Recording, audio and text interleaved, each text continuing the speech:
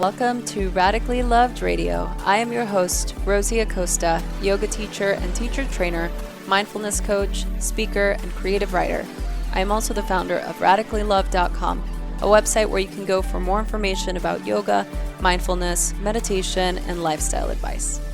On this podcast, we talk to people within our health and wellness community that are creating content through the ritualistic practice of yoga, meditation, or overall mindful living. We hope to create value in your life so that you can achieve your highest potential and live a radically loved life. To stay in touch with us, just follow me on Instagram and Twitter at Rosie Acosta and on Facebook at Radically Loved Rosie. You can sign up for our newsletter on radicallylove.com to stay up to date on future workshops, retreats, and latest podcasts. I hope that Radically Loved Radio leaves you feeling inspired to create something powerful. My teacher, Yoga Rupa Rajstreger, says, if you powerfully believe in the value you have to offer the world, your love and passion for it will be an unstoppable force. Thanks for listening. This podcast is brought to you by our very special sponsor, E-RYT. So Ayurveda is the sister science to yoga. Ayurveda relies on the intelligence of Mother Nature and our own body's ability to heal.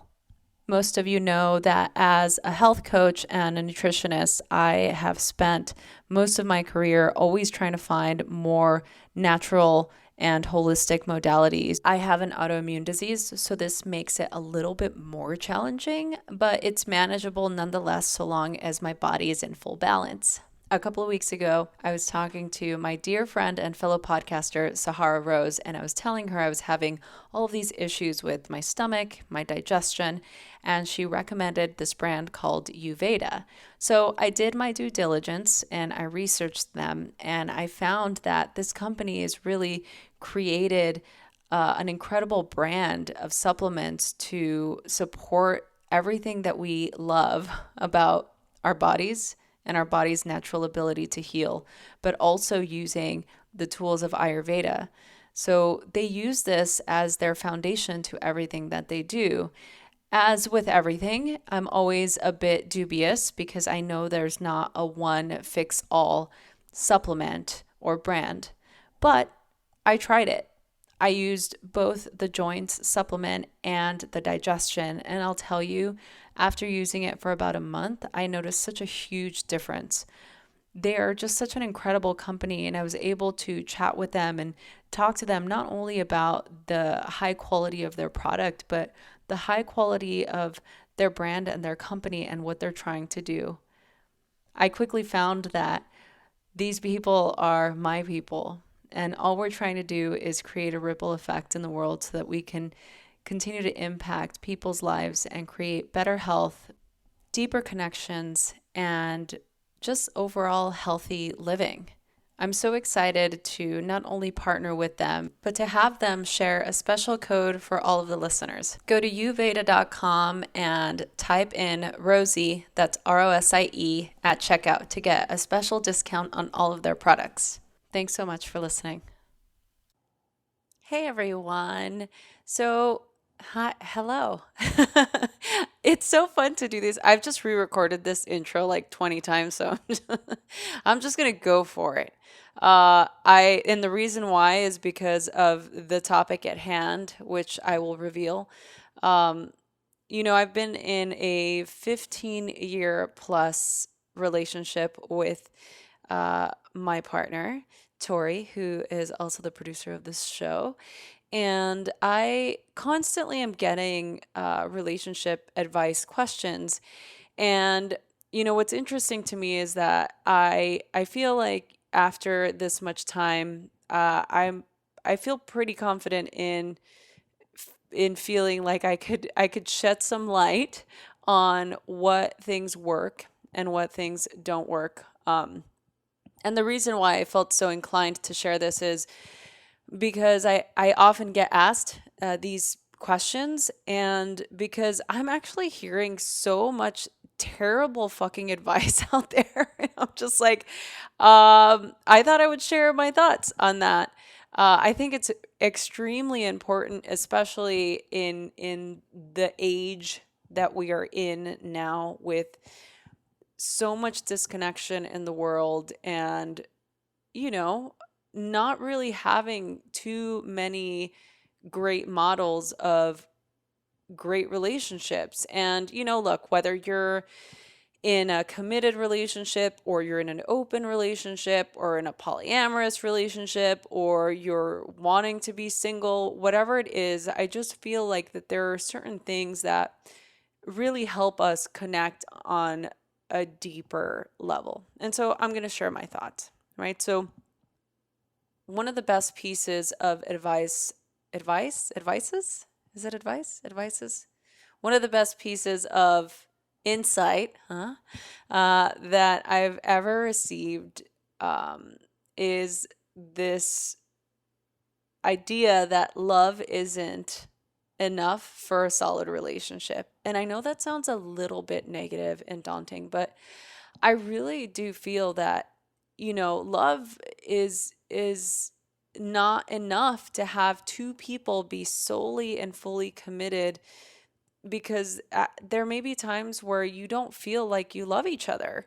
There might be times like you're so hurt or angry that you can't stand the sight of each other, or you have different ideals of what love looks like, and sometimes we have different love languages, and we may not see what our partner is trying to express to us. We may not see it as love. And so I really feel that the remedy to that is communication, and to be able to have an open enough relationship where you can communicate the things that are really truly important to you. Not to say that, love isn't important. Of course it's important. It's just not enough to build a solid relationship, in my opinion, right? And so I'll caveat by saying that everything I'm saying on this particular podcast is solely my opinion. One of the other things that has really helped me or us is to focus on our own relationship and not our friends, right? So practically everyone's relationship looks perfect from the outside. You may have a certain couple you hang out with, or an idealized version of a relationship that you think is great. Um, so, unless you're really intimate friends, you never really have any idea of what the couple's actual issues are, or what their internal workings are. We tend to keep all those you know private parts of a relationship private for the most part. I mean, I only know a handful of couples that actually are so transparent with what they are sharing, or the things that have created issues for them. And I always am so inspired by couples that can do that.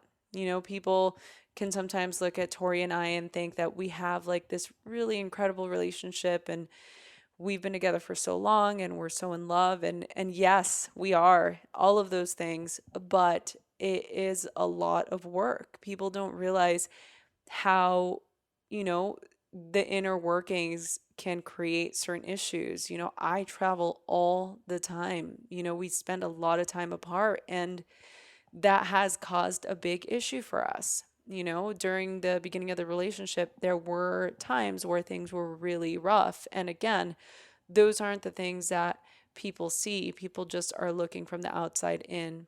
And I used to be the person that would compare our relationship to our friends. We have a lot of couple friends, some who have, in the span of our relationship, since broken up, and some remarried, and some are still together, and some not.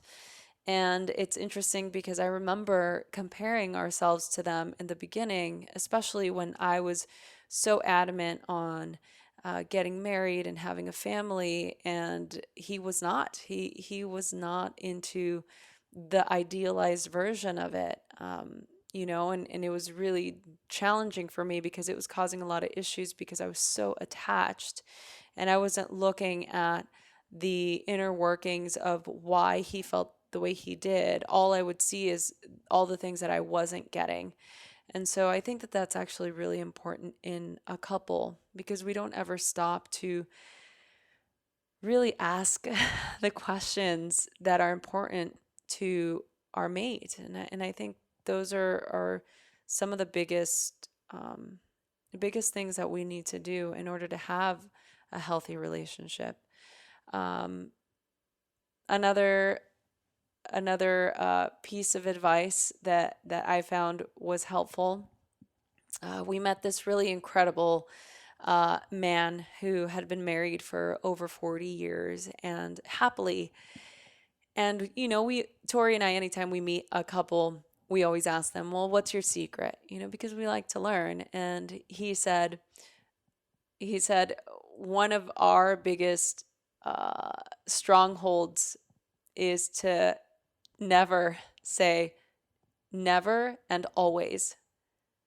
And if you think about that, if you're in a committed relationship with your mate and you can have a discussion or an argument or a disagreement or try to compromise without saying the words never, you never, or always, you always, it really changes the dynamic of the the forum that you're having a conversation. I feel like it makes it way more inclusive to your openness to receive feedback or to try and change something that's not working for your mate, etc.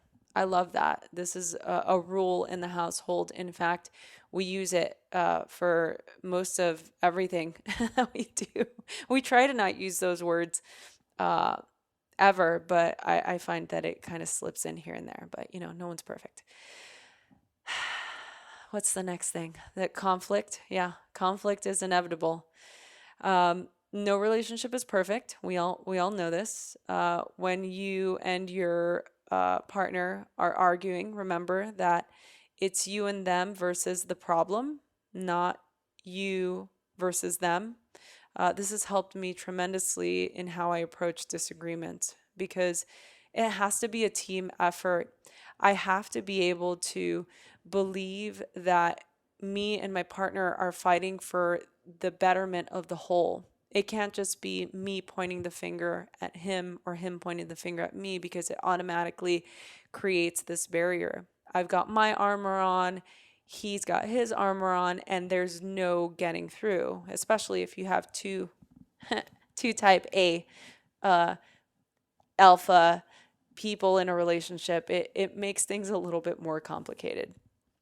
Uh, One of the last things I'll share, because I could really sit here and depending on what you think of the insight so far, I'd love to hear from you. But one of the last things I'll share is uh, ask for advice from people that have lived through it.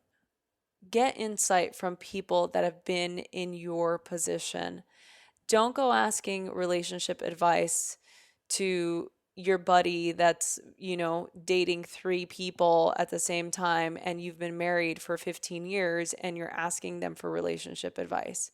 Hey, more power to the buddy that's out there dating and getting his groove on. Awesome.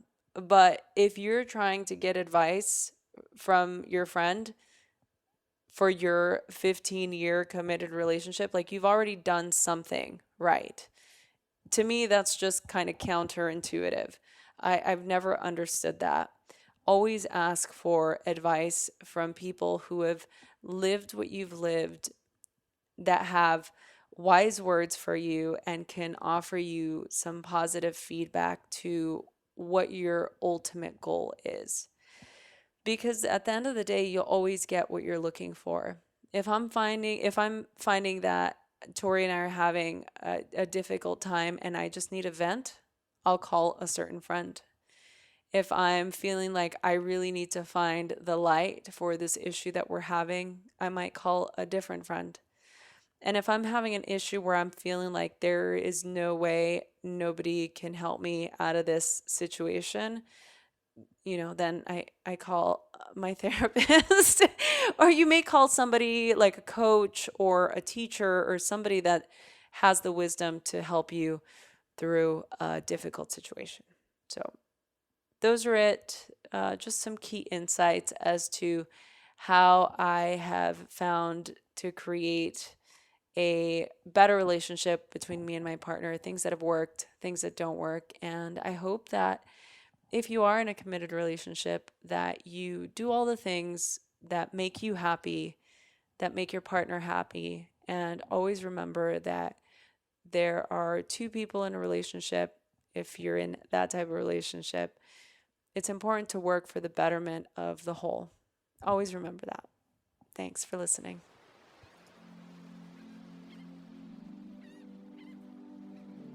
Do you want to go on an epic yoga adventure? I do. In fact, I do all the time. When do I not want to go on an epic yoga adventure? And this fall, in an attempt to see the Northern Lights, we will go to Iceland into a journey through the chakras. It's going to be fun. If you're curious, you can email me at rosie@radicallyloved.com or go to the show notes and click the links to each of the retreats, or you can go to radicallyloved.com. See you soon. Hey everyone, I hope you enjoyed this episode. I am so excited to continue to do this. Please share this with your friends. Email us, message us on Instagram at Rosie Acosta or on Twitter at Rosie Acosta. Subscribe on iTunes, write a review. We love doing this, so please help us continue to keep this podcast going.